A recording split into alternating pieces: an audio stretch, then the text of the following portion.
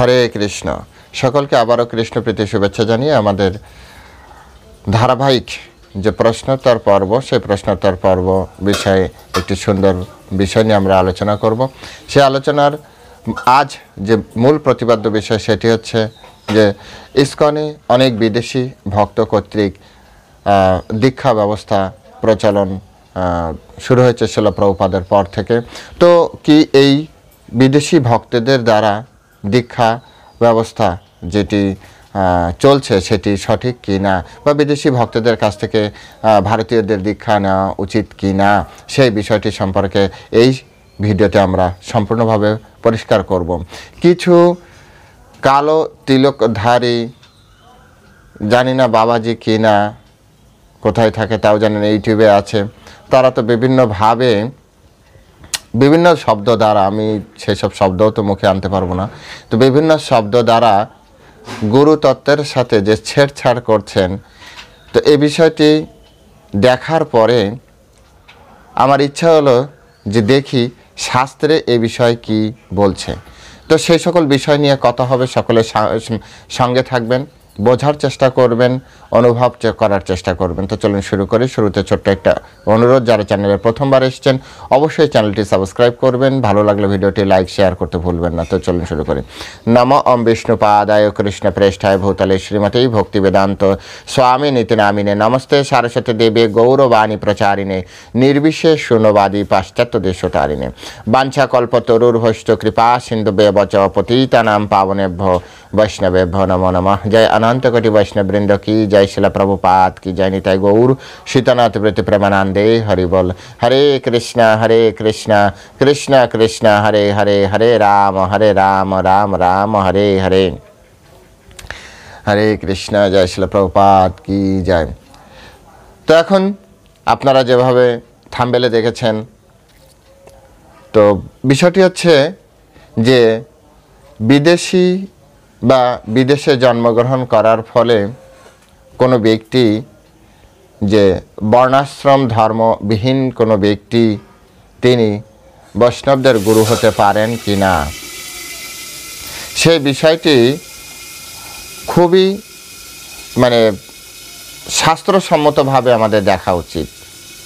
যদিও যিনি ইউটিউবে এই বিষয় সম্পর্কে বলেছেন, তিনি অনেকগুলো পয়েন্ট বলেছেন, সে পয়েন্টগুলোর ভিতরে বিশেষ যে পয়েন্টটি এসছে সেটি হচ্ছে বর্ণসংকর।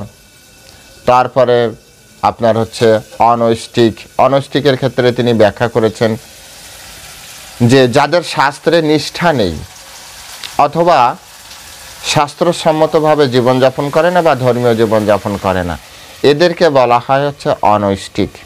ভালো, মূল বিষয় হচ্ছে গুরু পরম্পরা না থাকলে শাস্ত্র জ্ঞান যে হৃদয়ে দাঁড়ায় না, তো এই সকল ব্যক্তিদের কথা শুনলে স্পষ্টত বোঝা যায়। অনেক শাস্ত্র অধ্যয়ন করার পরেও অনেক ব্যক্তি আছেন যারা শাস্ত্রের সিদ্ধান্ত বুঝতে পারে না, পড়তে পারে, শ্লোক উচ্চারণ করতে পারে, কিন্তু শাস্ত্রকে কানেক্ট করতে পারে না। সেজন্য আমাদের যে বৈষ্ণব ধারায় মহাজন গতাস্য পন্থা, সেই পন্থাটি কথা বর্ণনা করা হয়েছে। মহাজনরা যে পথে হেঁটেছেন সেই পথ দ্বারাই আমাদের সব কিছু ঠিকঠাক রাখা উচিত। নিজেরা কোনো কিছু বোঝাতে গেলে সমস্যা হয়ে যায়। আচার্যরা এই বিষয়ে কি বলেছেন, শাস্ত্র নির্যাস কি বলেছে, সেই বিষয়গুলি আমাদের দেখা দরকার। তো প্রথমেই বলা হচ্ছে যে যারা বিদেশ থেকে এসে, অর্থাৎ বিদেশি ভক্ত পরবর্তীতে গুরু হয়েছেন, তাদের বর্ণ ঠিক নেই, সেজন্য তারা গুরু হতে পারেন না। তো আসেন এই বিষয়ে অন্যতম শাস্ত্র আমাদের ভগবদ গীতায় এ বিষয়ে কি বলছে, যে শাস্ত্রে বর্ণ বা আশ্রমের উপরে কি বৈষ্ণবতা নির্ভর করছে, আর বৈষ্ণব হওয়ার পরে সে কি গুরু হতে পারে না। তো আপনারা খুব স্পষ্ট করে দেখতে পারবেন শ্রীমদ্ ভগবদ গীতার আপনাদের কাছে যদি এই সকল বইগুলো অ্যাভেলেবেল থাকে আপনারা দেখতে পারেন, অথবা নোট করে রাখতে পারেন, কোট করে রাখতে পারেন। একটা খাতা কলম নিন। আর কারণ আমি সব কিছু বই দেখে দেখে আপনাদেরকে বলবো, বই দেখে দেখে বলবো। তো নবম অধ্যায় 30 নম্বর শ্লোক এখানে স্পষ্ট করে বলছে, অপি চেত সুদুরাচার ভজতে মম অনন্য ভাগ সাধুর এব সমন্তব্য সম্যক ব্যবস্থিত হিস। বলছে অতি দুরাচারী ব্যক্তিও যদি অনন্য ভক্তি সহকারে আমাকে ভজনা করেন তাকে সাধু বলে মনে করবে, কারণ তার দৃঢ় সংকল্পে তিনি যথার্থ মার্গে অবস্থিত। আমি আবার পড়ছি, অপিচ্ছেদ দুরাচারা অপিচ্ছেদ সদুরাচার সুদুরাচার ভজতে মাম অনন্য ভাগ সাধুরেব সমন্তব্য সম্যক ব্যবস্থিত হিসাব। অতি দুরাচারী ব্যক্তিও, দুরাচারী যার আচরণ ঠিক নেই, গীতায় কৃষ্ণ বলছে যার আচরণ ঠিক নেই এমন ব্যক্তিও যদি অনন্য ভক্তি সহকারে, অর্থাৎ একবার যদি ভক্তিতে কোনোভাবে, সে পূর্বজীবনের কর্মের ফল হতে পারে, এই জীবনে সাধুগুরু বৈষ্ণবের কৃপা হতে পারে, কোনো কারণে অনন্য ভক্তি সহকারে ভগবান শ্রীকৃষ্ণের ভজনা শুরু করে দেয়, তাহলে সাধুর এব মন্তব্য, তাকে সাধু বলেই বিবেচনা করা উচিত। কিন্তু এই সকল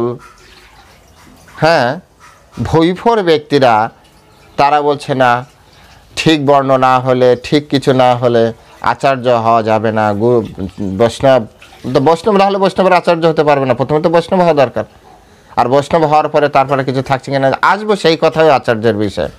আপাতত এইসব বিষয়গুলো আপনারা শুনুন একটার পর একটা। তো কেন তাকে বলা হচ্ছে যে সাধুর অবশ্য মন্তব্য? বলছে ক্ষিপ্রম ভবন্তি ধর্মাত্মা সচ্চত শান্তিম নিগচ্ছতি কৌন্তেয় প্রতিজানহি নামে ভক্ত প্রণশতি। অর্থাৎ 31 নম্বর শ্লোকে এসে এটাকে একেবারে ক্লিয়ার করে দিলেন, তিনি শীঘ্রই ধর্মাত্মায় পরিণত হন এবং নিত্য শান্তি লাভ করেন। আগে কি ছিল ডাজন্ট ম্যাটার, কৃষ্ণ ভক্তির কথা বলা হচ্ছে। বৈদিক ভক্তির ক্ষেত্রে আলাদা, বৈদিক ভক্তি কৃষ্ণ ভক্তির ভিতরে কিছুটা আছে, কৃষ্ণ ভক্তির ভিতরেও বৈদিক ভক্তি আছে, কিন্তু একেবারে বেদ পুরাণ উপনিষদ মেনে আমাদের দেবদেবতার পূজা অর্চনা হয়, কিন্তু কৃষ্ণ ভক্তির ক্ষেত্রে অতটা কিন্তু মান্যতা দেওয়া হয় না। কৃষ্ণ ভক্তি সম্পূর্ণ কিন্তু আলাদা একটি বিষয়। দশবিধ নাম অপরাধের ভিতরে আপনার একটি রয়েছে দশবিধ নাম অপরাধ, সেখানে রয়েছে যে এই যে হরে কৃষ্ণ মহামন্ত্র, এটা বৈদিক কর্মকাণ্ডের অন্তর্ভুক্ত, চিন্তা করা উচিত নয়। যদি কেউ উচিত কেউ যদি মনে করে তাহলে তার নাম অপরাধ হয়।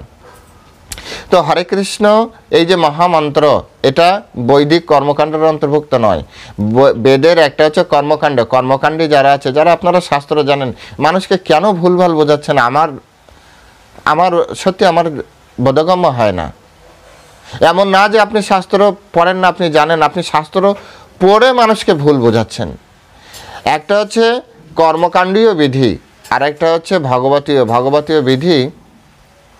এখানে যেমন শিক্ষাষ্টকে চৈতন্য মহাপ্রভু তিনি বললেন, নামকারী বহুধা নিজ সর্বশক্তি তত্রার্পিতা নিয়মিত স্তরণে না কাল।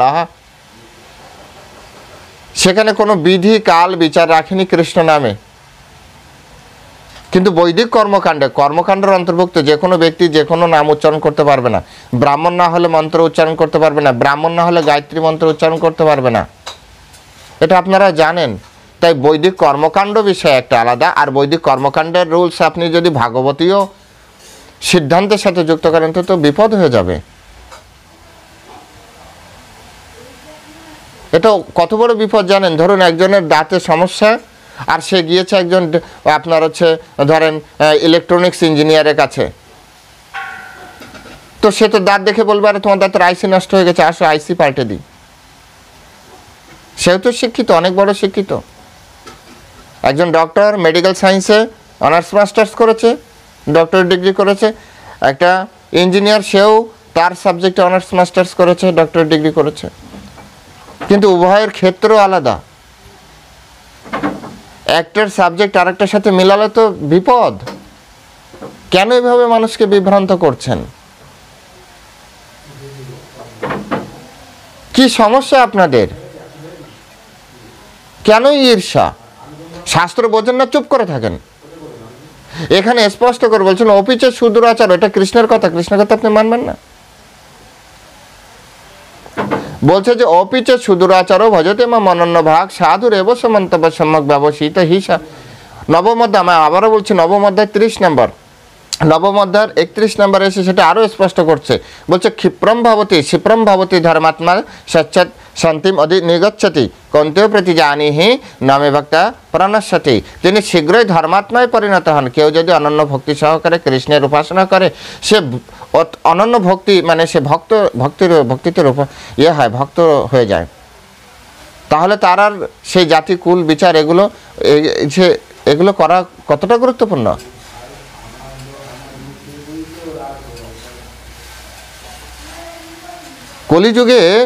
কলিযুগের এইভাবে যদি আপনারা মানুষকে বিভ্রান্ত করেন, সাধারণ মানুষ এমনি শাস্ত্র সম্পর্কে ততটা জানে না, তারপরেও যদি আপনারা এইভাবে বিভ্রান্ত করেন, হ্যাঁ।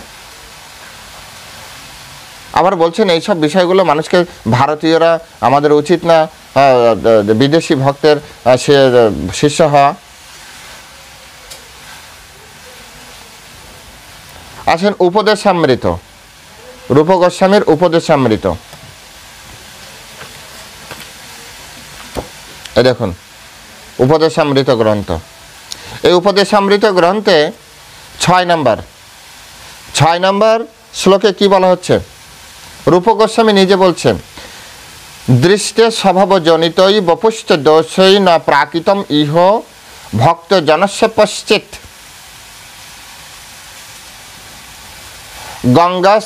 গঙ্গা স্নান গঙ্গা অম্বসম না খলু বুদ্বুদ ফেনই পঙ্কই ব্রহ্ম দ্রব্য ত্বাম অপগচ্ছতি নিরধর্মই। আমি আবার বলছি, দৃষ্টে স্বভাবজনিতই বপুশ্চ দোষই না প্রাকৃতম ইহ ভক্ত জনস্য পশ্চিত। গঙ্গা অম্বসম না খলু বুদ্বুদ ফেনই পঙ্কির দ্রব ব্রহ্ম দ্রব ত্বাম অপগচ্ছতি নিরধর্মই। এখানে বলছে দৃষ্টের স্বভাবজনিতই, বলা হচ্ছে, আমি এটা বলি পুরোটা, আপনার কি বলে অনুবাদটা। একজন শুদ্ধ ভক্ত যিনি তার স্বরূপে অধিষ্ঠিত হয়েছেন, অর্থাৎ শুদ্ধ ভগবত চেতনা লাভ করেছেন, তিনি প্রাকৃত দৃষ্টিতে কোনো কিছু দর্শন করেন না। এরূপ ভক্তকে প্রাকৃত দৃষ্টিতে বিচার করা উচিত নয়। প্রাকৃত দৃষ্টি মানে আপাত দৃষ্টি, সাধারণ দৃষ্টি, অর্থাৎ তার শরীরকে চিন্তা করে, মানে জড়জাগতিক নিয়ম নীতি দ্বারা তার বিচার করা। আরে চামড়া দেখে বিচার করে কারা? চর্মকারেরা। আপনি কেন? আপনি কৃষ্ণ ভক্ত, আত্মতত্ত্ব বিচার করুন। কৃষ্ণ ভক্তের রুলস আলাদা।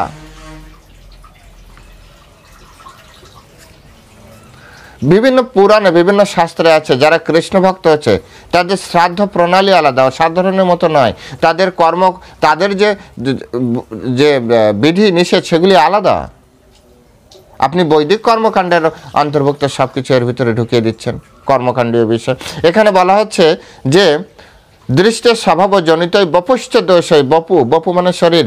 শরীরে যদি কোনো দোষ থাকে, কি ধরনের দোষ থাকতে পারে? আপাত দৃষ্টিতে কোনো শুদ্ধ ভক্ত নিচু কুলুদ্ভূত হতে পারে, এটা শরীরের দোষ বলা। নিচু কুলুদ্ভূত, কুৎসিত, দেখতে খারাপ হতে পারে, তারপর বিকলাঙ্গ হতে পারে, রোগগ্রস্ত বলে মনে হলো, তাকে উপেক্ষা করা উচিত নয়। উপেক্ষা করা উচিত নয়। হ্যাঁ, এখানে আপনি একটা দিতে পারবেন না, বৈষ্ণব হিসেবে তাকে তো সম্মান করাই যেতে পারে, কিন্তু আচার্য হিসেবে, আরে বৈষ্ণব হওয়ার পরেই তো তিনি আচার্য হবেন। একবার যখন বৈষ্ণব হয়ে গেছে তখন তো আপনি তারা জাতিকুলাদি বিচার করতে পারবেন না। বিচার তো তবে করবেন যবে বৈষ্ণব হয়নি, কিন্তু যখন বৈষ্ণব হয়ে গিয়েছে তখন তো আপনাকে এই রুলসের আওতায় আনতে হবে। এটা স্বাভাবিক নীতি, স্বাভাবিক রুলস। আচার্য বৈষ্ণব তো অন্য কারো আচার্য সেবা, আপনি যেভাবে বললেন যে শৈব, সৌর, অনষ্টিক, হ্যাঁ, বর্ণশঙ্কর, এদের, হ্যাঁ, শৈবদেরকে বৈষ্ণব আপনি কি কখনো করবেন? কোনো বৈষ্ণব কি শৈবদের কাছ থেকে দীক্ষা নেবে? শাক্তদের কাছ থেকে দীক্ষা নেবে? সৌর অর্থাৎ সূর্যদেবের উপাসক, দেবতা উপাসক, তাদের কাছ থেকে দীক্ষা নেবে? গণপত্যের কাছ থেকে দীক্ষা নেবে? এটাকে পাগল পেয়েছেন, আমাদেরকে পাগল বোঝাচ্ছেন। শৈবর কাছ থেকে দীক্ষা নিলে সে শৈব হয়ে যায়, শাক্তের কাছ থেকে দীক্ষা নিলে শাক্ত হয়ে যায়, সৌরর কাছ থেকে দীক্ষা নিলে সে সৌর হয়ে যায়, গানভট্টের কাছ থেকে দীক্ষা নিলে গানভট্ট হয়ে যায়। মূর্খ বোঝাচ্ছেন আপনি না মানুষকে। বৈষ্ণব যখন বৈষ্ণবের কাছ থেকে দীক্ষা নেয় তখন সে বৈষ্ণব হয়, আর বৈষ্ণবই তো বৈষ্ণবের গুরু হয়। আর যখন একজন ব্যক্তি বৈষ্ণব হচ্ছেন তখন তো তার এই রুলসের আওতা আসবে, আপনাকে মানতে হবে। রূপ গোস্বামী আপনি এত এত পরম্পরার কথা বলেন, এত এত, আমি জানি না আপনি কোন পরম্পরায়। এই জন্যই মাঝে মাঝে আমার সন্দেহ হয় যে আপনি অপরের পরম্পরা নিয়ে কথা বলেন, বাস্তবে আপনার পরম্পরা আছে কি না আছে ভগবান জানে। আদৌ পরম্পরা, কারণ রূপ গোস্বামীর এই রুলসকে আপনি ভায়োলেট করছেন। বড় বড় কালো কালো তিলক পরে, বড় বড় মোটা মোটা তুলসী মালা পরে, হ্যাঁ, বৃহৎ একটা বডি নিয়ে আপনি উল্টোপাল্টা তথ্য মানুষকে প্রদান করছেন। আরে শাস্ত্র না বোঝেন, আসেন শিখতে, শিখিয়ে দেবো আপনাদেরকে। শাস্ত্রের সিদ্ধান্ত শুধু পড়লে সিদ্ধান্ত পারা যায় না, সিদ্ধান্ত বোঝাতে সহজ নয়। এর জন্য গুরু পরম্পরার পারমিশন লাগে। এই আপনাদের আচরণ, আপনাদের কথাবার্তারাই বোঝায় যে আপনারা গুরু পরম্পরায় নেই, আপনাদের গুরু পরম্পরায় দোষ আছে। এমনি এমনি সবাই বলছেন আপনাদেরকে যে গুরু পরম্পরায় প্রবলেম। এরকম আপনাদের কথাবার্তা, আপনাদের আচরণ, আপনি রূপ গোস্বামীর এই শ্লোককে ইয়ে করবেন, আমরা বৈষ্ণব ধারে আছি। আপনি বৈষ্ণবের সিদ্ধান্ত দিয়ে বৈষ্ণবের সিদ্ধান্তকে কাটা উচিত। তারপরে সমস্ত বৈষ্ণব না, বৈষ্ণব সম্প্রদায়, শ্রী সম্প্রদায়, বৈষ্ণব সম্প্রদায়, রুদ্র সম্প্রদায়, বৈষ্ণব সম্প্রদায়, তারপর হচ্ছে চতুর্কুমার সম্প্রদায়, বৈষ্ণব সম্প্রদায়, আমরা হচ্ছি ব্রহ্ম মাধব গৌড়ীয় সম্প্রদায়। আবার সেখান থেকে অচিন্ত ভেদাভেদ, চৈতন্য স্বয়ং চৈতন্য মহাপ্রভু সাক্ষাৎ পরমেশ্বর ভগবান কৃষ্ণ এসে কলিযুগের জন্য যুগধর্ম অচিন্ত ভেদাভেদ তত্ত্ব দিয়ে গেছেন। অচিন্ত ভেদাভেদ তত্ত্বের আওতায় যারা রয়েছেন, সেই সকল বিষয় নিয়ে শাস্ত্র এই কারণে আলোচনা করা উচিত, অপরকে ছোট করার জন্য নয়, শাস্ত্র সিদ্ধান্ত দেওয়ার বোঝার জন্য একে অপরে বসে আলোচনা করা উচিত। আর এই অচিন্ত ভেদাভেদ তত্ত্বকে আরও সুন্দরভাবে আমাদের সামনে উপস্থাপন করে গেছেন রূপ গোস্বামী, সনাতন গোস্বামী, জীব গোস্বামী। রূপ গোস্বামী তার উপদেশ সমৃতে বলছেন যে কোনো যারা আপনার কি বলা হয় কৃষ্ণ ভক্ত, তাদেরকে কখনোই আপনি প্রাকৃত দৃষ্টি দেখতে পারবেন না। তা আপনি কোন দৃষ্টিতে দেখলেন? একজনের বর্ণ, একজন দেশি বিদেশি, আপনি কোন দৃষ্টিতে দেখলেন? এটা কি অপ্রাকৃত দৃষ্টি নাকি প্রাকৃত দৃষ্টি? আপনিই বলেন। মানুষের সামনে এইভাবে উপস্থাপন করছেন, আপনি বলুন যে আপনি কোন দৃষ্টিতে একজন ব্যক্তির চামড়া দেখে আপনি বিচার করলেন সে দেশি বিদেশি, এটা কি প্রাকৃত দৃষ্টি না অপ্রাকৃত দৃষ্টি? তো আপনি তো রূপ গোস্বামীকেই মানেন না। হ্যাঁ,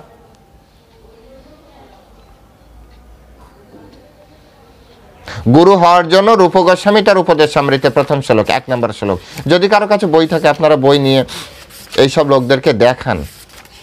এই জন্য আগের ক্লাসে আমি বলেছি অবশ্যই আপনারা পড়াশোনা করবেন। এখানে বলেছে বাচ বেগম মানস ক্রোধ বেগম জিহ্বা বেগম উদার উপস্থ বেগম ইতন বেগম য বিষহত ধীর সর্বম ওপি ইমাম পৃথিবীম সশিষ্যৎ। অর্থাৎ যে সংযমী ব্যক্তির বাক্যের বেগ, ক্রোধের বেগ, জিহ্বার বেগ, মনের বেগ, উদর বেগ, উপস্থ বেগ, এই সর্ববেগ দমন করতে সমর্থ, তিনি পৃথিবীকে শাসন করতে পারেন, তিনি হচ্ছেন গুরু হওয়ার যোগ্য। পৃথিবীম সশিষ্যৎ, সমগ্র পৃথিবীকে, সমগ্র বিশ্বকে তিনি শিষ্য বানাতে পারেন। একটু ভয় পেয়ে চলুন, একটু ভয় পেয়ে চলুন, এতে সকলেরই লাভ। আপনার লাভ হবে কিনা হবে, অন্তত যারা নবীন কৃষ্ণ ভক্ত হচ্ছে না, প্রচার তো নিজেরা করেন না, যারা করছে তাদেরকে, সাধারণ ব্যক্তিদের মাথা এভাবে নষ্ট করে দিয়ে আপনাদের কী লাভ হচ্ছে আমি জানি না। আসেন চৈতন্য চরিতামৃত থেকে আপনাদেরকে উদাহরণ দেয়, চৈতন্য চরিতামৃত থেকে। জানি না চৈতন্য চরিতামৃতকেও আপনারা মানেন কিনা, মানেন ভগবান জানে, কারণ আপনাদের তো আবার পরম্পরা অনেক উন্নত। চৈতন্য চরিতামৃতে, এই যে চৈতন্য চরিতামৃত, ভালো করে দেখে নিতে পারেন চৈতন্য চরিতামৃত থেকে। তো এখানে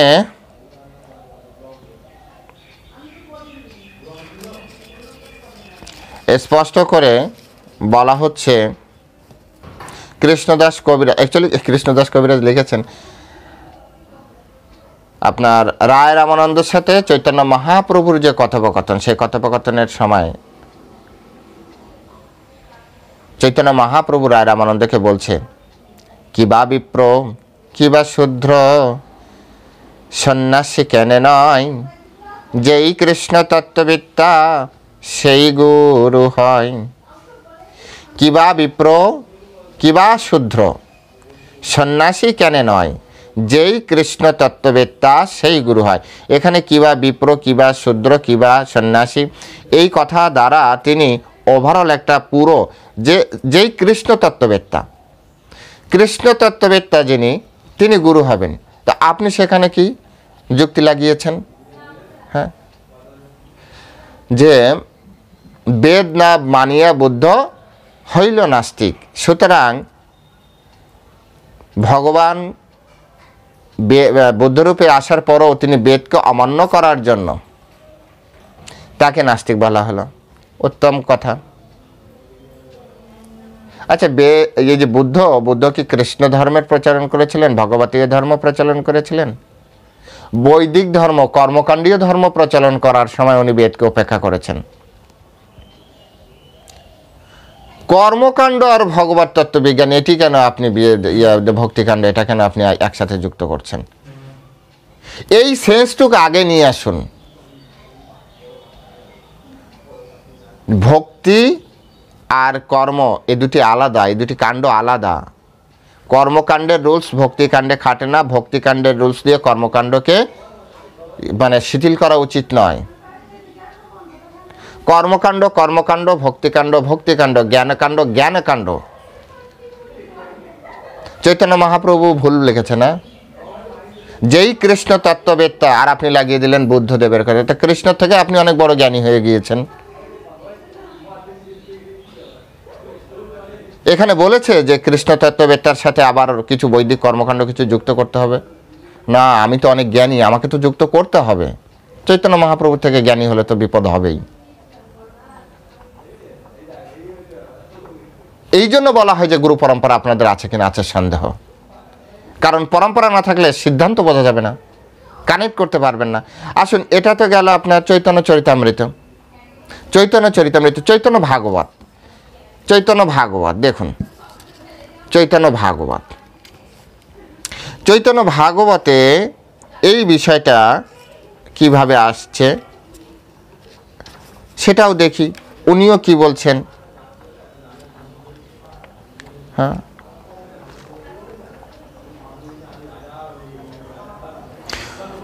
হরিদাসের সম্পর্কে যে তিনি এই বিষয়টা বলছেন, এটা হচ্ছে মধ্যখণ্ডের 10ম অধ্যায় আছে। হ্যাঁ, 10ম অধ্যায়। কয়েকটা লাইন আমি পড়া উচিত বোঝার জন্য, আপনারা সবাই শুনবেন। হরিদাস প্রতি বর দিলেন যখন, জয় জয় মহাধ্বনি উঠিল তখন। জাতি কুল ক্রিয়া ধনে কিছু নাহি করে, প্রেম ধন আরতি বিনা না পাইও কৃষ্ণের। কি বলছে? জাতি কুল ক্রিয়া ধনে কিছু নাহি করে। এর কিছুতে কিছু কাজ হবে না আপনার। বৃন্দাবন দাস ঠাকুর বলছেন, যেতে কুলে বৈষ্ণবেরও জন্ম কেনে নহে, তথাপি সর্বোত্তম সর্বশাস্ত্রে কহে। যেতে কুলে, যে কোনো কুলে। যেতে মানে কি? যেতে মানে আপনি এখানে কোনো রেস্ট্রিকশন লাগাতে পারবেন না। যেতে কুলে, আমার মনে হয় না আপনি বুঝতে পারছেন কিনা। সাধারণ যারা শুনছেন তারা অন্তত বোঝার চেষ্টা করুন মানুষকে কিভাবে কিছু ব্যক্তি বিভ্রান্ত করছে। এখানে বলছে, যেতে কুলে বৈষ্ণবের জন্ম কেনে নয়, তথাপি সর্বোত্তম সর্বশাস্ত্রে কয়। বৃন্দাবন দাস ঠাকুরের থেকেও কিছু এই কালো তিলকধারী, সকলে তো নয়, এই জন্য কিছু বললাম, এরা বৃন্দাবন দাস ঠাকুরের থেকেও শাস্ত্র সিদ্ধান্তে পারঙ্গত হয়ে গিয়েছেন। যাই হোক, তারপরে বলছেন, এই তার প্রমাণ যবন হরিদাস, ব্রহ্মাদির দুর্লভ দেখিল পরকাশ। আর যে পাপিষ্ঠ বৈষ্ণবের জাতি বুদ্ধি করে, জন্ম জন্ম অধম জনিতে ডুবি মরে। প্লিজ এই লাইনটা ভালো করে দেখবেন। আমি জানি না আপনার কাছে এই চৈতন্য ভাগবত আছে কিনা, থাকলেও আপনি মানেন কিনা মানেন।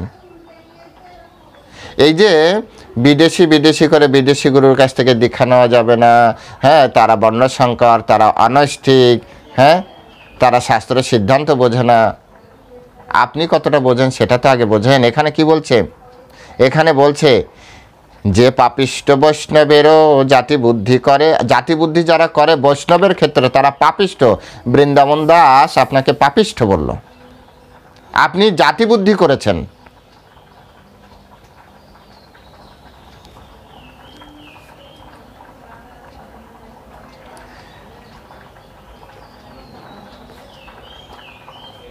যে পাপিষ্ঠ বৈষ্ণবেরও জাতি বুদ্ধি করে, জন্ম জন্ম অধম জনিতে ডুবি মরে। জন্ম জন্ম অধম জনিতে। শুদ্ধ বৈষ্ণবকে যখন আপনি জাতি বুদ্ধি করছেন, তখন আপনাকে কি বলা হয় যে অধম জনি, মানে মনুষ্য জনি আর প্রাপ্তি হবে না, অধম জনি।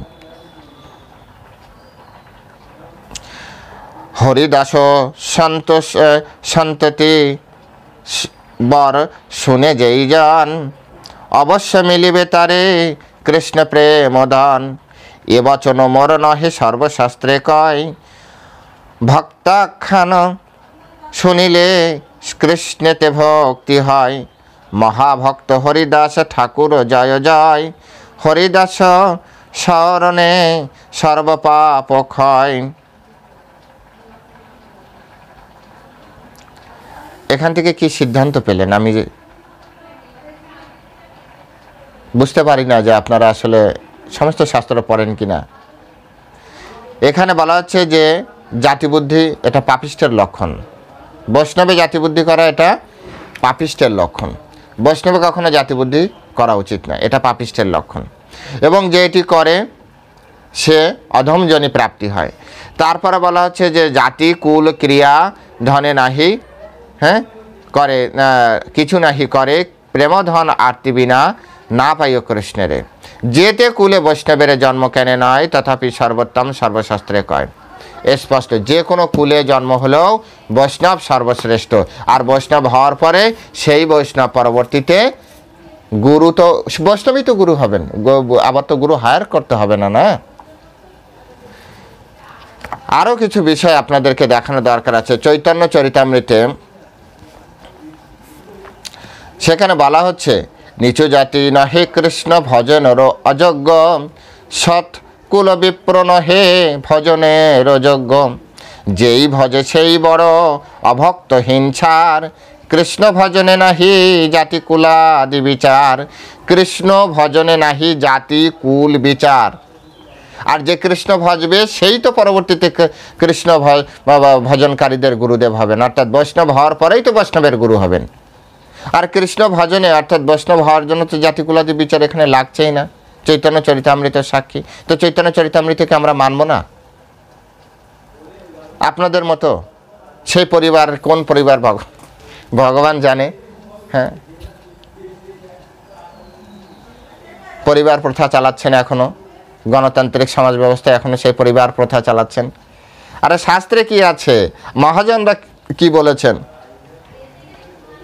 সেই বিষয় তো দেখতে হবে। এবার আপনি বেদ পুরাণ উপনিষদ, আপনি তো শাস্ত্রের সিদ্ধান্ত বোঝেন না, শুধু ইস্কনের দিকে আঙুল তুলছেন। ইস্কনের, হ্যাঁ, সব বিদেশি গুরু, বিদেশি গুরু। শাস্ত্র সিদ্ধান্ত মেনে চলছে ইস্কন। বর্ণকুলাদি লাগে না এখানে, এখানে লাগে না। চৈতন্য চরিতামৃতে চৈতন্য মহাপ্রভুর যে দর্শন, সেই দর্শনকে সব মানে উপস্থাপন করা হয়েছে। কৃষ্ণদাস কবিরাজ উপস্থাপন করেছে। কৃষ্ণদাস কবিরাজকে আপনি মানবেন না, যাক, না মানলে আর কি করা যাবে বলুন। কিন্তু আমরা তো অমান্য করতে পারছি না কৃষ্ণদাস কবিরাজকে। আসেন প্রেম বিবর্ত, জগদানন্দ পণ্ডিত। প্রেম বিবর্ত, জগদানন্দ পণ্ডিত তো চৈতন্য মহাপ্রভুর মানে কি বলা যায় যে বন্ধু। তো তিনি এ বিষয়ে কি বলেন দেখি, তার কাছে শুনি। জাতিকুলাদি বিচার সম্পর্কে শুনলে তার সমস্যা নেই, শুনতে থাকি। প্রথমেই তিনি বলেছেন, গোরা ভজ গোরা ভজ গোরা ভজ ভাই, গোরা বিনা এ জগতে গুরু আর নাই। যদি ভজিবে গোরা সরল কর নিজ মন, কুটিনাটি ছাড়ো ভজ গোরার চরণ। মনের কথা জানে গোরা, মনের কথা গোরা জানে, কেমনে দিবে ফাঁকি, কেমনে দিবে। সরল হলে গোরার শিক্ষা বুঝিয়া লইবে। সরল হলে গোরার শিক্ষা বুঝতে পারবেন। এই কুটিনাটি ছাড়ার কথা বলছে জগদানন্দ পণ্ডিত। তিনি বলছেন যে প্লিজ কুটিনাটি ছাড়ুন। কুটি মানে হচ্ছে খারাপটি, নাটি মানে হচ্ছে নেগেটিভিটি, মানে ব্যাড থিংস, নেগেটিভ থিংস। এগুলো না ছাড়লে আপনি কৃষ্ণ ভজনে অধিকারী হবেন না। কৃষ্ণ ভজনে অধিকার হওয়া দরকার আছে। তারপরে জাতিকুল সম্পর্কে কত সুন্দরভাবে স্পষ্ট করে বলছে, শ্রদ্ধা হইলে নরম। এই পুরো বিষয়টা আপনাদের জানানো দরকার, তাই জানানো উচিত। শ্রদ্ধা হইলে নরমাত্র নামের ওই অধিকারী। শ্রদ্ধা হইলে, স্রেফ শ্রদ্ধা। ভক্তিবিনোদ ঠাকুর কি বলেছেন, শ্রদ্ধা মূল্যে লও তুমি মাগি। নামের যখন নামহট্ট খুলেছে গদ্রম দ্বীপে, তখন শ্রদ্ধা মূল্য চেয়েছে। আপনার জাত কুল বিচার টাকা পয়সা চাইনি তো। ওরা আচার্য, এই সকল ব্যক্তিগণ আচার্য, মহাজন। সপ্তম গোস্বামী বলা হয় ভক্তিবিনোদ ঠাকুরকে। আর আপনি এসছেন এখন বিদেশি ভক্তদের চর্মকার যেমন মানে চামড়া দেখে বিচার করে, আপনি সেরকম করছেন। বিদেশি ভক্ত, বিদেশি দেশি ভক্ত। কৃষ্ণের লোকে আবার দেশি বিদেশি কোথায় আছে? কৃষ্ণ ভক্তিতে দেশি বিদেশি আসছে কেন? বলছে শ্রদ্ধা হইলে নরমাত্র নামের অধিকারী, জাতিকুলের তর্ক তর্কির না চলে ভারী ভুরি। জাতিকুলের তর্ক তর্কির না চলে ভারী ভুরি। প্রেম বিবর্ত গ্রন্থে জগদানন্দ পণ্ডিত বলছেন, যারা এই জাতিকুলের তর্ক করছে সেই সকল তর্কও চলবে না, আর সেই সকল তর্কি যারা তর্ক উপস্থাপন করছে তাদেরও না চলে ভারী ভুরি, তাদের কোনো কিছুই চলবে না। কাদের জন্য? যারা এই ভগবানের নাম করছে। ব্রাহ্মণের শতকুল না হয় ভজনের যোগ্য, শ্রদ্ধাবান নিচ জাতি নহে ভজনেরও অযোগ্য। হ্যাঁ, শ্রদ্ধাবান যারা, শ্রদ্ধা দরকার, শুধু শ্রদ্ধা দরকার। জাতিকুল কৃষ্ণ ভজন এগুলোর দরকার নেই। পরে আরো বলছেন, সংসারের দশকর্মে জাতিকুলের আধিপত্য, কৃষ্ণ জনে জাতিকুলের না আছে মাহাত্ম্য। বলছে সংসারের দশকর্মে, দশকর্ম বলতে কি? দশবিধ যে সংস্কার, সেই সংস্কারকে বলা হয় আপনার হচ্ছে দশকর্ম। তো যখন বৈদিক কর্মকাণ্ডের অন্তর্ভুক্ত এই যে দশবিধ সংস্কার, সেখানে অবশ্যই আপনার জাতিকুলের আধিপত্য থাকবে। কিন্তু যখন কৃষ্ণ ভজন হবে, কৃষ্ণজনে জাতিকুলের না আছে মাহাত্ম্য, যখন কৃষ্ণজন হবে, কৃষ্ণ ভক্ত হবে, তখন সেক্ষেত্রে তার জাতিকুলের বিচার থাকবে না। সেখানে মুসলিম, খ্রিস্টান, বৌদ্ধ, শিখ, জৈন, আপনি কোনো এই সব শব্দ উচ্চারণ করতে পারবেন না। মিলেচ্ছ, বর্ণ, হেনান, তারান, নান কিছু উচ্চারণ করতে পারবে না যখন একজন ব্যক্তি কৃষ্ণ ভজন করবে। অর্থাৎ শ্রদ্ধা রয়েছে কৃষ্ণ ভজনে। শ্রদ্ধা, কৃষ্ণ ভজন শুরু করেছে মানে তার পূর্ব সব কিছু শেষ, সব কিছু শেষ। আর এটা আমার কোনো না, আমি শুধু বই পড়ে পড়ে আপনাদেরকে জানাচ্ছি। দুই জনকে জানাচ্ছি, এক হচ্ছে সাধারণ মানুষ যাতে বিভ্রান্ত না হয়, আর যিনি এই ধরনের ভিডিও তৈরি করেছেন তার যাতে কৃষ্ণ কৃপা করে এই জ্ঞানগুলি সে আবার যাতে একটু পড়াশোনা করে। পড়েছে তো অনেক। তারপরে যত বড় বড় মানে পড়েছে, তুলসীমালা পড়েছে মোটা, তা তো অনেক পড়েছে। তো কৃষ্ণ ভজ কৃষ্ণ জনে জাতিকুলে না আছে মাহাত্ম্য। তারপরে বলছে জাতিকুলের অভিমানে অহংকারী জন, অভক্তিকে বিদ্বেষ করি যায় নরক ভবন। আপনি বলেছেন না যাবে তো নরকে। ইসকন ভক্তরা বিদেশিদের কাছ থেকে দীক্ষা নেওয়ার ফলে বলছে যাবে তো নরকেই। আহারে, কি মহান সিদ্ধান্তদাতা! আপনাকে যদি মূর্খ বলি তাহলে মূর্খদের অপমান করা হবে, কারণ ওদেরও একটা লিমিটেশন আছে। আপনি কর্মকাণ্ডকে ভক্তিকাণ্ড, এখানে জগদানন্দ পণ্ডিত কি বলছেন, জাতিকুলের অভিমানে অহংকারী জন ভক্তিকে বিদ্বেষ করে যায় নরক ভবন। জাতিকুলে যারা বিচার করে, জাতিকুলে যারা অভিমান করে, আপনার তো অনেক বড় অভিমান হয়েছে জাতিকুলের উপরে। তো দেখুন আপনার সম্পর্কে কি বলেছে, যায় নরক ভবন। ইসকনের প্রত্যেকটা ভক্ত ভগবান কর্তৃক প্রেরিত এই কৃষ্ণ ভক্তি প্রচারের জন্য, শিল প্রভুপাদকে হেল্প করার জন্য তারা পৃথিবীর বিভিন্ন জায়গায় তারা আবির্ভূত হয়েছেন। জাতিকুল দ্বারা বিচার করলে হবে না, এরা সবাই কৃষ্ণজন, এরা সবাই কৃষ্ণের প্রেরিত ভক্ত। তা নাহলে শিল প্রভুপাদকে হেল্প করার জন্য এই মিশনকে এত দূর এত বড় করতে পারতো না।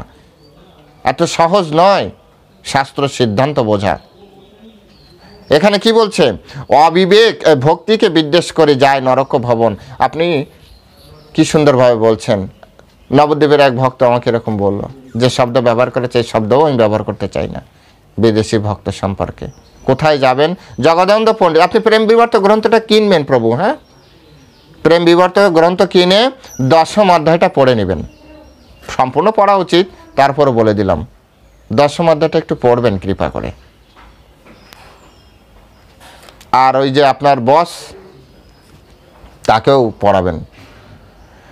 বলছেন না মানে বৈষ্ণব ভক্ত, না মানে ধর্মাধর্ম, অহংকারে করে সদা অকর্ম বিকর্ম। বৈষ্ণব ভক্ত মানছে না, ধর্মাধর্ম মানছে না, মানে ধর্মাধর্ম বুঝতে পারছে না। তো পরে বলছে, মুচি হইয়া কৃষ্ণ ভজে কৃষ্ণ কৃপা পায়, শুচি হইয়া ভক্তিহীন কৃষ্ণ নাহি তাই। দ্বাদশ গুণেতে বিপ্র অলঙ্কৃত হইয়া কৃষ্ণ ভক্তি বিনা যায় নরকে চলিয়া। কৃষ্ণ ভক্তি যথা তথা সর্বগুণগণ, আপন ইচ্ছায় দেহে বৈষয়ী অনুক্ষণ। যখন একজন ব্যক্তি কৃষ্ণ ভক্ত হচ্ছে তখন তার ভিতরে সমস্ত গুণ, সদ্গুণ, দৈব গুণ তার ভিতরে বসে। সর্বগুণই সমাস হতে সুরা, ভাগবত সিদ্ধান্ত, সমস্ত গুণ তার ভিতরে বসে। তারপরে আরো বলছে, ভজ ভাই একমনে শচীর নন্দন, জাতি কুলের ওই অভিমান হবে বিসর্জন। এক মনে সিদ্ধান্ত দিয়েছে যে যা হয়ে গেছে হয়েছে, ভুল হয়েছে, জাতিকুল বিচার করেছে, ভুল হয়েছে। তো জগদানন্দ পণ্ডিত সিদ্ধান্ত দিয়েছে, ভজ ভাই একমনে শচীর নন্দন, গৌরাঙ্গ ভজনা করুন। ঔদার্য রূপে তিনি আবির্ভূত হয়েছে। তো জাতিকুলের অভিমান হবে বিসর্জন, এই জাতিকুলের অভিমান চলে যাবে।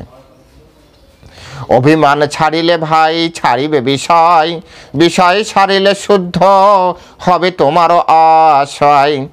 বিষয়, অভিমান ছাড়লেই বিষয় শুদ্ধ হবে, আর বিষয় শুদ্ধ হলে তবে আমাদের আশা পূর্ণ হবে। বিষয় হইতে অনুরাগ লও উঠাইয়া, কৃষ্ণ পাদাম্বুজের আগে দেহ লাগাইয়া। হও তুমি সৎকুলীন তাহে কিবা ক্ষতি, কুলের ওই অভিমান ছাড়ে হও দীনমতি। যদি আপনি সৎকুলে জন্ম হন, তো জগদানন্দ পণ্ডিত বলছেন তাতে ক্ষতি কি? কুলের অভিমান ছাড়ি হও দীনমতি, কুলের অভিমান ছেড়ে দিন হও। দিনের অধিক দয়া করে ভগবানে, অভিমান দৈন্য নাহি রহে এক স্থানে। বলছে দিনের অধিক দয়া করে ভগবানে, ভগবান দীন ব্যক্তি, হীন ব্যক্তি, তাকে অধিক দয়া করে। যিনি শরণাগত ভক্ত তার প্রতি কৃষ্ণের অধিক কৃপা। এবং তিনি বলছেন অভিমান দৈন্যে নাহি রহে এক স্থানে। এক স্থানে আপনার ভিতরে যদি অভিমান থাকে তাহলে কখনো দৈন্যতার প্রকাশ হবে না। আর দৈন্যতা না থাকলে আপনি কখনো যে শরণাগতি দিয়েছেন ভক্তিবিনোদ ঠাকুর, দৈনয়াত্মনিবেদন ভক্তিতে গোপ্তৃতে বরণ, অবশ্য রখিবে কৃষ্ণ বিশ্বাস পালন। তো দৈন্য না থাকলে আপনি শরণাগতি তো আসবে না। আপনার কৃষ্ণকে পাওয়া তো অনেক দূরের কথা, শরণাগতি হবে না।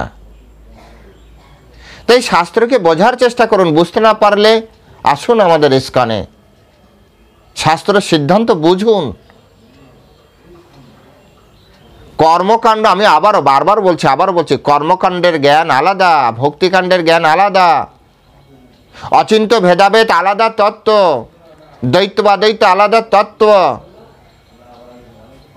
এই তত্ত্ব বিচার করা দরকার। অচিন্ত্য ভেদাভেদ যখন নিউরোসার্জনরা, কখনো সব নিউরোসার্জনরা মিলে একটা বিষয় আলোচনা করে,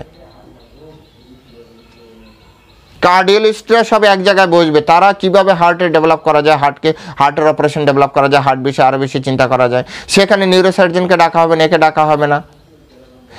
অর্থাৎ যখন অচিন্ত্য ভেদাভেদ তত্ত্বের অনুগত, চৈতন্য মহাপ্রভুর ধারার অনুগত, তারা সবাই অচিন্ত্য ভেদাভেদ তত্ত্ব নিয়ে আলোচনা করবে।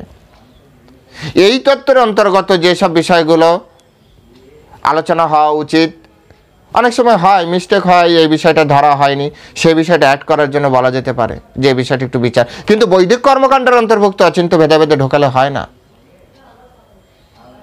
চৈতন্য মহাপ্রভুর ধারায় যারা আছেন আর কত প্রমাণ চান?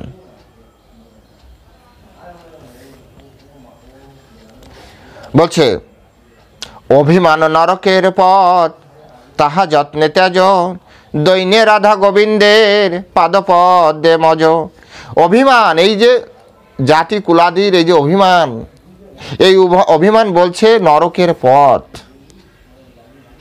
হায় রে, এত পড়াশোনা করেও আপনাদের এই অবস্থা। জাতি কুলাদি বিচার করছেন বৈষ্ণবের, আর ইস্কন ভক্তকে বলছেন যে নরকে যাবে। হায় ভগবান, কিভাবে মানুষকে বিভ্রান্ত করছে। দৈন্যে রাধা গোবিন্দের পাদপদ্মে মজ। আরো বলছে, আরো অনেক বিষয় বলছে যে এই যে আপনি বললেন না বর্ণ সংকর হয়েছে, বলছে কিবা বর্ণী, কিবা আশ্রমী, কিবা বর্ণাশ্রমহীন। এই যে বর্ণাশ্রমহীন, জগদানন্দ পণ্ডিত বলছেন। এবার আপনি বলেন, জগদানন্দ পণ্ডিতকে আপনি কিভাবে গ্রহণ করবেন? কিভাবে আপনি তাকে গ্রহণ করবেন? এখানে উনি প্রেম বিবর্ত গ্রন্থে, এই যে একাদশ অধ্যায়, লাইটের রিফ্লেকশন আপনারা দেখতে পাচ্ছেন কিনা, প্রেম বিবর্ত গ্রন্থ একাদশ, এখানে বলা হচ্ছে যে কিবা বর্ণী, কিবা আশ্রমী। অর্থাৎ বর্ণী মানে ব্রাহ্মণ, ক্ষত্রিয়, বৈশ্য, শূদ্র। আশ্রমী মানে আপনার হচ্ছে কি বলা হয়, গৃহস্থ আশ্রম, ব্রহ্মচর্য আশ্রম, গৃহস্থ আশ্রম, বানপ্রস্থী আশ্রম আর সন্ন্যাস আশ্রম। তো কিবা বর্ণী, কিবা আশ্রমী গেল। এবার এর বাইরে যদি কিছু থাকে তো বলছে কিবা বর্ণ আশ্রমহীন। বর্ণ এবং আশ্রমের বাইরেও যদি কেউ থাকে, তো আপনি বলেছিলেন না বর্ণ সংকর, তো এখানে তো স্পষ্ট করে বলা হচ্ছে বর্ণ আশ্রমহীন। তো ইনি নিশ্চয়ই আপনার থেকে একটু কম বৈদিক শাস্ত্র জানে, মন্ত্রতন্ত্র কম জানে। এনার নাম কিন্তু জগদানন্দ পণ্ডিত, জানেন তো, পণ্ডিত। ইনি বললেন কৃষ্ণ তত্ত্ববেত্তা, সেই আচার্য প্রবীণ। আপনি বলেছিলেন না আচার্য হতে পারবে না, শুরু করেছিলেন আচার্য হতে পারবে না, যেটা দিয়ে শুরু করেছিলাম আচার্য। এখানে দেখুন, কৃষ্ণ তত্ত্ববেত্তা, সেই আচার্য প্রবীণ। চৈতন্য চরিতামৃতে যা বলা হচ্ছে, চৈতন্য ভাগবতে তাই বলা হচ্ছে, প্রেম বিবর্ত গ্রন্থে সমস্ত আচার্যরা এক প্যারালাল একই কথা বলছে। আপনি কোথাকার কে হয়ে পড়েছেন যে আপনি এখান থেকে ভিন্ন মত পোষণ করছেন? আশ্চর্যের বিষয়, মানুষকে বিভ্রান্ত করার জন্য একটা লিমিটেশন থাকতে হবে। সাধারণ মানুষ এত শাস্ত্রতত্ত্ব জানে না, আপনি শাস্ত্রতত্ত্ব পড়ছেন, না বোঝেন চলে আসেন ইস্কনে। আমি তো আবারও বলছি, ইস্কনে আছেন, পড়েন, আগে ক্লাস করেন এখানে বসে। একটার সাথে একটা প্যারালাল, প্রত্যেকটার সাথে একই ধরনের কথা বলা হচ্ছে। কতগুলো শাস্ত্র আমি আপনাদেরকে দেখালাম, একই ধরনের কথা বলছে। বৈষ্ণব হলে আলাদা রুলসে চলবে, বৈষ্ণব হলে আলাদা ট্রাকে চলে। গরুর পুরাণ পড়েন, সেখানেও বৈষ্ণবদের জন্য আলাদা রুলস করে দেওয়া আছে। কোথায় আছে আপনার বৈষ্ণবদের সকলের সাথে যুক্ত করার? একটা কথা বলে দিলেন বর্ণসংকর, অনষ্টিকি। হ্যাঁ, এখানে স্পষ্ট করে বর্ণ আশ্রমহীন, কিবা বর্ণী, কিবা আশ্রমী, কিবা বর্ণাশ্রমহীন, কৃষ্ণ তত্ত্ববেত্তা, সেই আচার্য প্রবীণ। তারপরে তিনি বলছেন, আসল কথা ছেড়ে ভাই বর্ণে যে করে আদর, অসৎ গুরু করি তার বিনষ্ট পূর্বাপর। আসল কথা ছেড়ে, আসল কথা মানে কৃষ্ণ ভক্তি আসল কথা। তারপরে বলা হচ্ছে বর্ণে যে করে আদর, অর্থাৎ চামড়া দেখে যে বিচার করে, জন্ম দেখে যে বিচার করে, বর্ণে যে করে আদর, অসৎ গুরু করি, অসৎ গুরু। পড়ে নেবেন আপনার কাছে, আপনি তো বলবেন আবার এটা কিন্তু ইসকনের বই না, এটা ইসকনের বই না, কিন্তু ভালো করে দেখিয়ে দিই। আমি জানি না লাইট রিফ্লেকশনে, এই দেখুন, আজ এটা ইসকনের বই না কিন্তু। আর আপনাদের কাছে থাকলেও আপনারা দেখে নেবেন, প্রেম বিবর্ত গ্রন্থে 11 অধ্যায় এটা রয়েছে, যে অসৎ গুরু করি তার বিনষ্ট পূর্বাপর, সমস্ত কিছু বিনষ্ট হবে। তো কমসে কম নিজের গুরুর সম্মান তো রাখুন। আপনারা তো বলেন, আমাদেরকে তো বলেই দিয়েছেন পরম্পরাবিহীন, ঠিক আছে, কিন্তু আপনি তো বলছেন আপনি নাকি সৎ কুলো, সৎ বংশে, হ্যাঁ, তারপরে সৎ পরিবারে আপনার জন্ম, কমসে কম গুরুদেবের মান সম্মান তো রাখুন। এখানে বলছে অসৎ গুরু, প্রেম বিবর্ত গ্রন্থে জগদানন্দ পণ্ডিত বলছে, যদি কেউ আসল কথা ছেড়ে ভাই বর্ণে করে আদর, অসৎ গুরু করি, আপনার গুরুদেবকে অসৎ গুরু বলবে জগদানন্দ পণ্ডিত। আপনি বললেন না যে গুরুবর্গরা মেনে নেবে না, গুরুবর্গরা মানবে কি মানবে না, আপনি বিচার করে দেখুন আপনার গুরুবর্গকে। হরে কৃষ্ণ, সকলে ভালো থাকবেন। আমি আবারও বলছি, এই ভিডিওটি দু ধরনের ব্যক্তির জন্য। এক, যারা নবীন ইসকন ভক্ত আসছে, যাদের মতিভ্রম করার চেষ্টা করা হচ্ছে বৃন্দাবনে বা বৃন্দাবনের থেকে একেবারে হোল বৃন্দাবন তো বলা উচিত নয়, কারণ বৃন্দাবনে অনেক সদ্গুরুদেব আছেন। হ্যাঁ, তো কিছু ব্যক্তি আছেন যারা কালো তিলক, বড় বড় মোটা মালা পরে মানুষকে বিভ্রান্ত করছেন, শাস্ত্রের শ্লোক, বড় বড় শ্লোক আউড়ে শাস্ত্রের সিদ্ধান্তকে নষ্ট করে দেওয়ার চেষ্টা করছে। তো দুই শ্রেণীর ব্যক্তিদের, এক, এই ভিডিওর মাধ্যমে তার একটি জবাব, আর দুই হচ্ছে যে যারা নবীন কৃষ্ণ ভক্ত হচ্ছেন তারা যাতে এই সকল কথা দ্বারা বিভ্রান্ত না হন, তাই আপনারা শাস্ত্রের সিদ্ধান্ত আপনাদেরকে জানালো। এবং কোনো মন গড়া কথা নয়, সব কিছু শাস্ত্র, এবং প্রত্যেকটা শাস্ত্র যখন প্যারালাল একই কথা বলছে তখন মানে ওটি হচ্ছে মূল সিদ্ধান্ত। হরে কৃষ্ণ, সকলে ভালো থাকবেন। জয় শিল প্রভুপাদ কি জয়।